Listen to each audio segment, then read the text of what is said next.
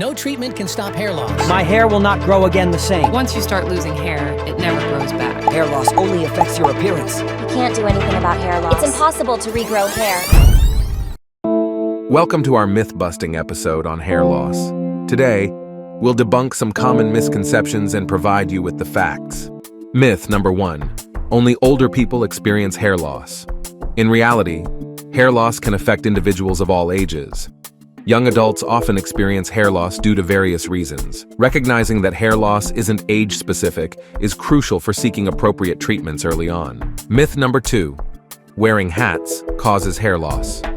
This is false. Wearing hats does not impact hair growth or contribute to hair loss. Hair loss is usually related to genetic factors, scalp conditions, or overall health, rather than external factors like wearing hats. Myth number 3. Hair loss is always permanent. While some types of hair loss can be permanent, there are many effective treatments available today. From advanced laser therapy to hair transplants, various options can help restore hair and improve its health. At Advanced Hair Studio, we have successfully helped many clients regain their confidence with our state-of-the-art treatment. Don't believe the myths.